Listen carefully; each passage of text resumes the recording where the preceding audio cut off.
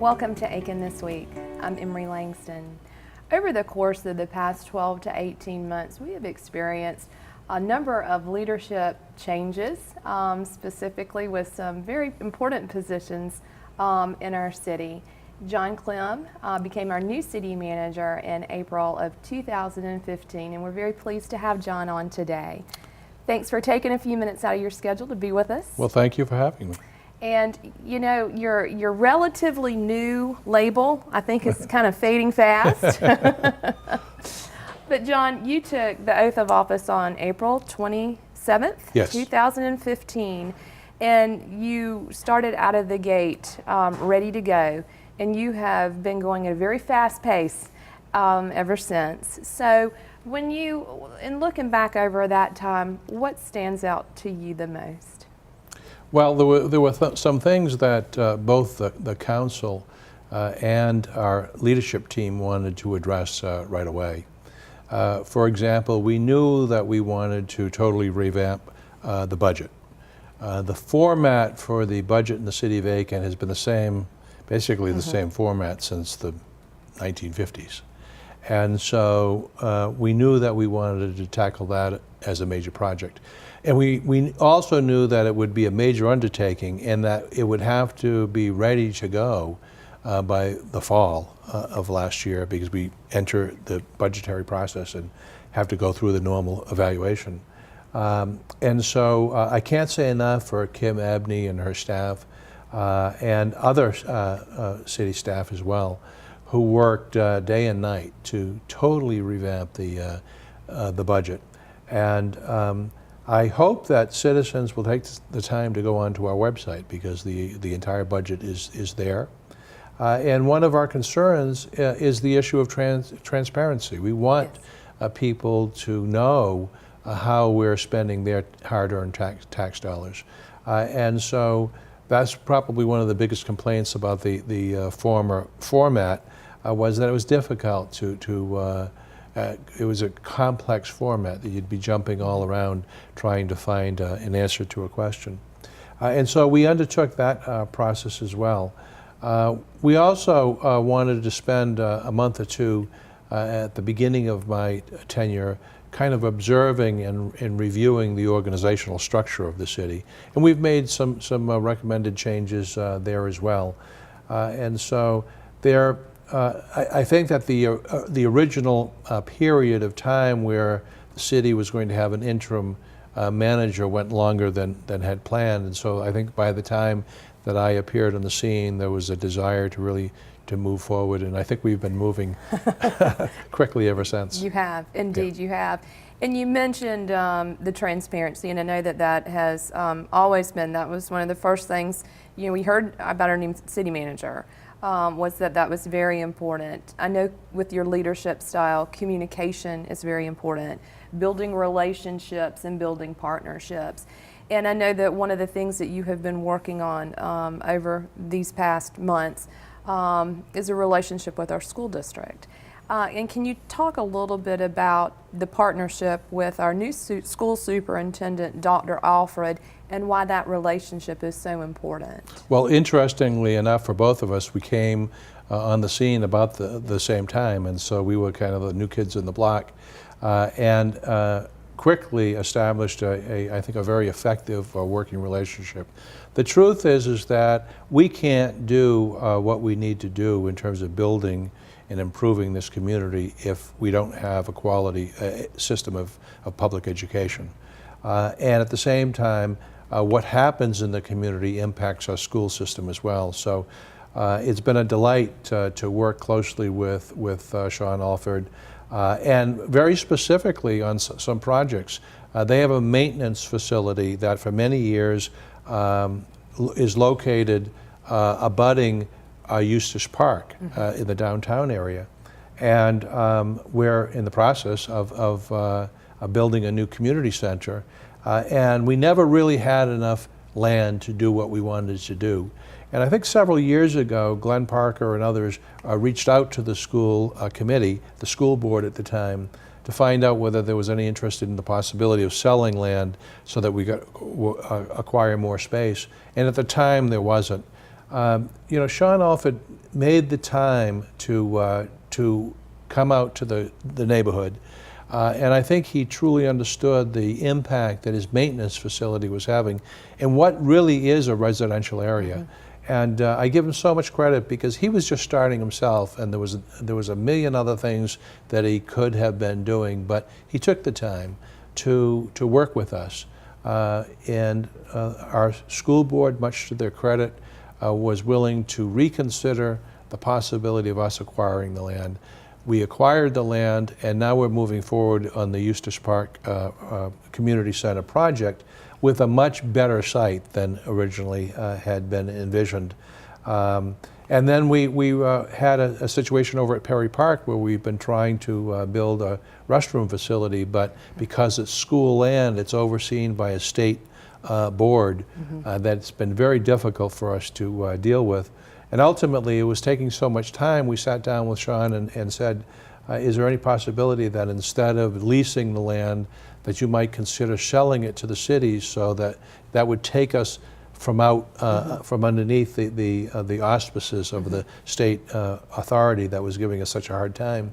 And once again, he totally understood where we were coming from and spearheaded an effort before the school board to help us there. So those are just two examples right. where there's been collaboration, and I can't say enough about our school board and our superintendent's willingness to work together with us, to partner with us on some very important projects for us. Well, and it just makes things go so much easier. It does. When there's that collaboration, that spirit of partnership, and when you reach out to have the reciprocation, and both of those projects I think are going to have such huge impacts in the Toole Hill neighborhood where yes. the Eustace Park Center is going to go, and I know it's anxiously awaited, and then what a nice amenity to have at Perry Park. It'll make a big difference. You mentioned the issue of communications, and I can't thank our IT department enough for, under the leadership of Angela Hales, for totally revamping the website, the city's website. And it really is dramatically improved. And they worked long and hard on that. And we have utilized, I think, our channel, TV channel, much more effectively. And I give an awful lot of credit to both you and John McMichael, who spent a lot of time of your own time putting these programs together. I've heard so many positive comments out in the community about Aiken this week and Aiken Business Matters. People watch it, people learn from it, and you're really making a difference, and I'm really delighted at the job that you're doing. Well, thank you, yeah. And it's a real pleasure. And then the fellow who's behind the scenes, who nobody ever gets to see, Mr. James Grigsby, is just a phenomenal part of this team. He really is. And John, thank you for giving us the opportunity to be able to do this. And the communication and just over the past year with the new website and the new tools that we are reaching folks, and people are really seeing this and they're really utilizing this. And the website is a beautiful new tool. And you mentioned the budget that is on the website, yep. and such more of a more user-friendly document. And we just hope that folks do take a look at the beautiful new website and all the things that are on there and information. And the other thing that we're doing is we're televising many more committee meetings. In the past, we were only televising the council meetings. But now we have our regulatory boards on mm-hmm. TV, and I think that mm-hmm. Makes a difference for those that want to watch. Mm-hmm. The old days where 100 or 200 people would come to these meetings, a long since passed. People just don't have that type of time in their busy lives to come out to meetings. But that doesn't mean they don't care That's right. about their community or that they don't want to watch. And with YouTube, we're able to allow them to watch the meetings with their schedule. They could do it at midnight if they'd like, right. and so we're pleased about that. One of the items that we're excited about this year, over the coming year, is the fact that we're going to be conducting a citizen survey. professionally conducted. We're going to work in partnership with USC Aiken. And we're going to be asking a whole series of questions to our residents. It'll be a random sample, so it'll be professionally conducted. And we'll be asking our citizens what they like and dislike about city government, what they'd like to see changed, what they'd like to see eliminated, what their frustrations are, what they really like about what we do. I'm a true believer that we should do that regularly. They're the ones that are footing the bill. They're the ones that are paying taxes. They're the ones that allow us to do what we do. And we should take time, I think, from time to time to ask them how we're doing and what they would suggest for changes and improvements. And so over the next year, we'll be working with USC Aiken in conducting that citizen survey. Well, that's exciting news. Yes. That really is, and helping keep accountability. Yes. So we know how to better serve, and that's exciting. That's going to be coming out here in the next little bit. Just something else. And you have had quite your share of putting together some studies and plans. I know that right now we're going through a comprehensive plan Yes. that is much needed.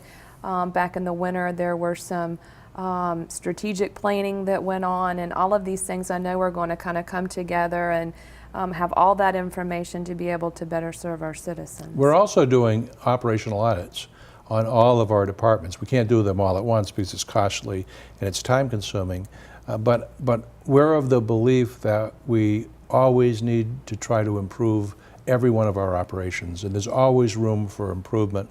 And what I've learned over the years in terms of city management is that a new look, an outside look, an independent look at our operations usually allows an opportunity for us to see how others might be doing what we do, and in some instances doing it better. And so we have operational audits presently taking place for our Department of Public Safety, and also public services. We're looking at the whole issue of solid waste and trash, that operation as well. So over the next year, we'll be looking in the areas of finance and human resources to see if there can be efficiencies or improvements in service and the like. And so we've tried to implement a policy and a practice that every one of our operations needs to improve on a continuous basis. Sure. You have been very busy. You have been very busy. Yeah.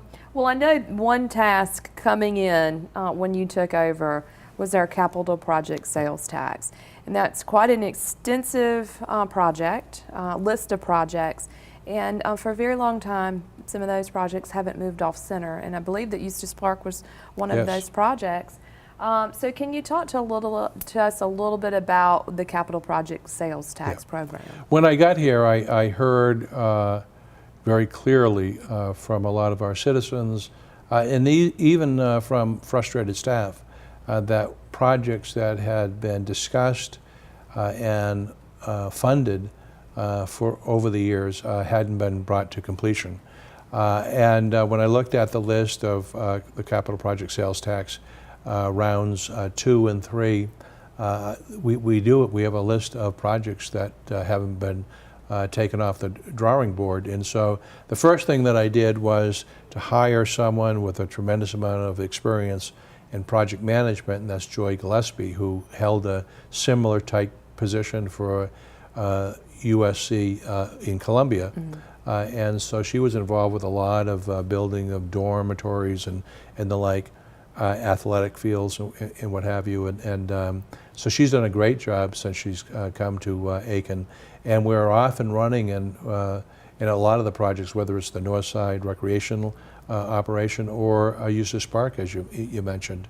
But people have set their priorities in terms of where they want this money to be spent, and we have a responsibility to get the job done. And so one of the things that I think we're lacking was the staff capacity to get the job done, and we've significantly improved that. So I think the next year or two are going to be really exciting because we're going to see the North Side Park completed. We're going to have Perry Park restroom facilities completed. We'll see the Eustis Park Community and Senior Center completed, and that I think will bring a lot of excitement to this community.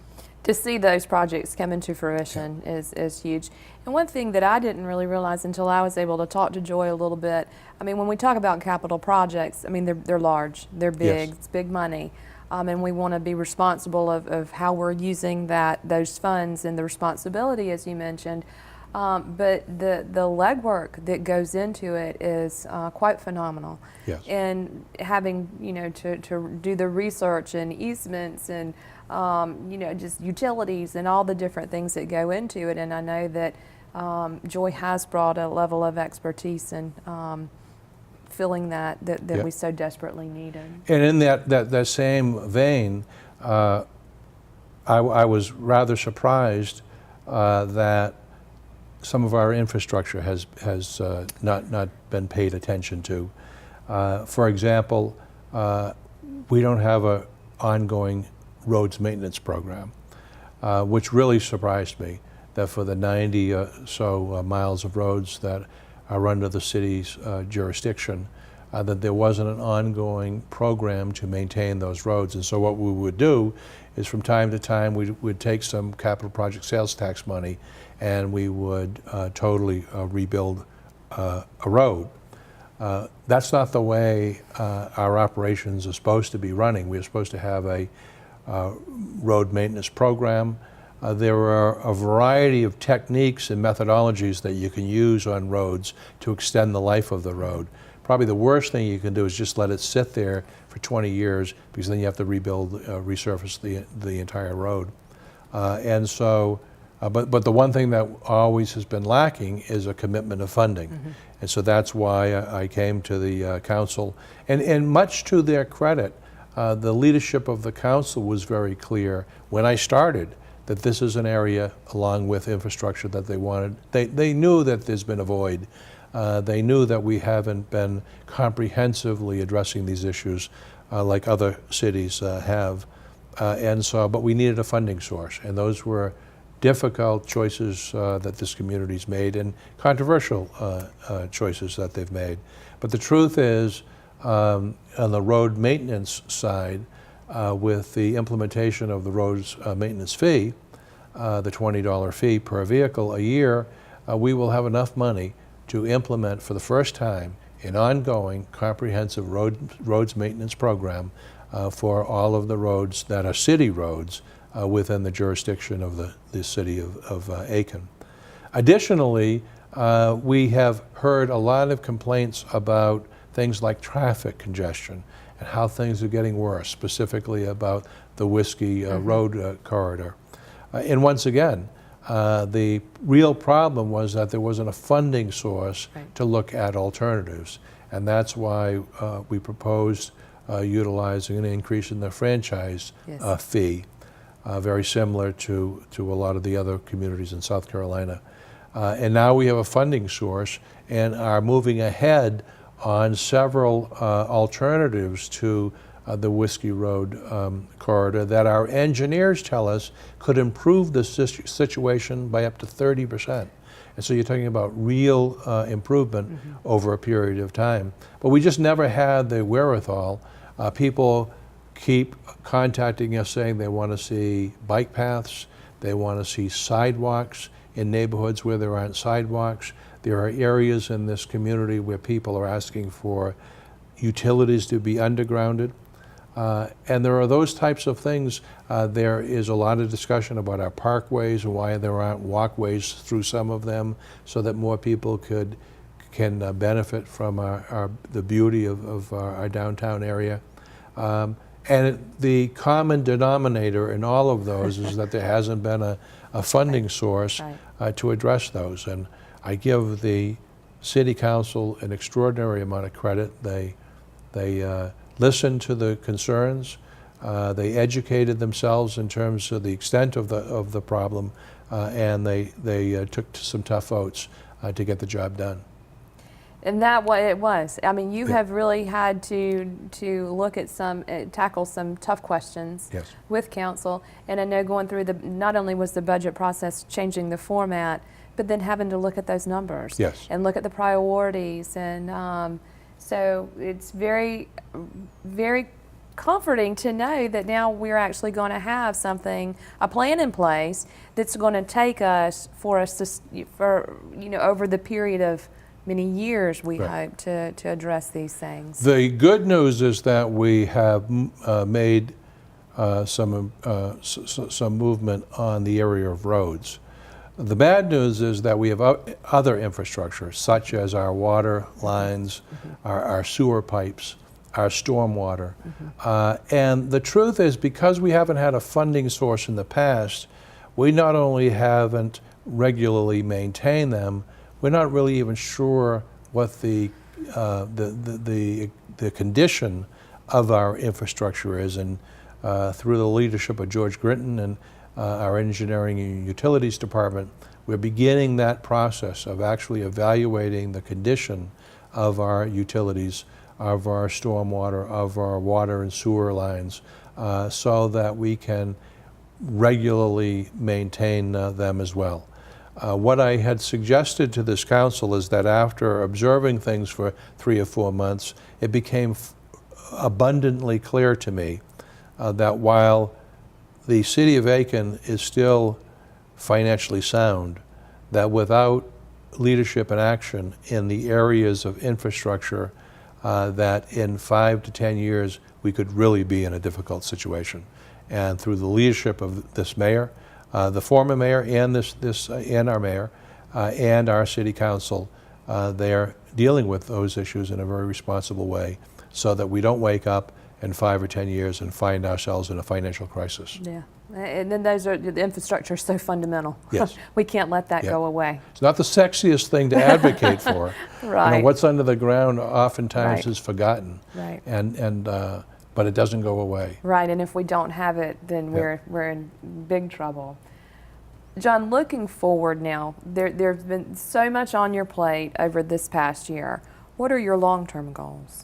Well, we have some projects that are ongoing that need to work their way through and come to closure.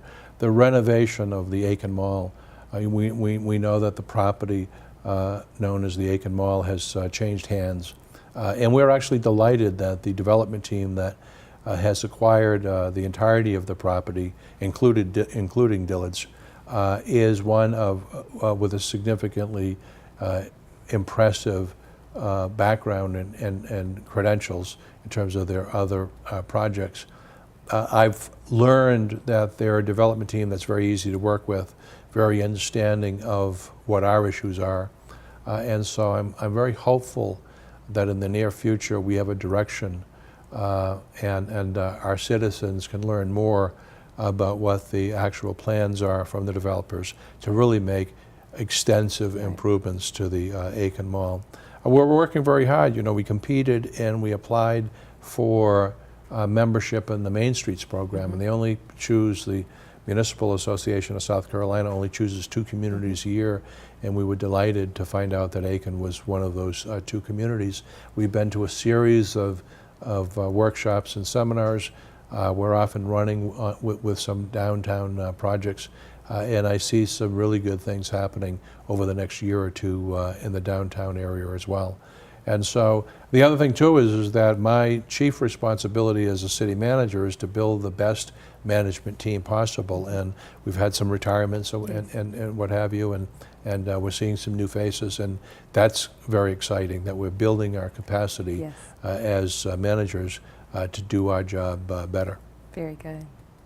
Well, John, as we're coming to a close today, are there any personal highlights that you've experienced since your move to Aiken that you could talk about or share with us? Yeah, I can tell you that my wife Dolores and I have fallen in love with this community, and it is such an unlikely situation for us. We both were born and raised on Cape Cod, Massachusetts, never further than 1/10 of a mile from the ocean.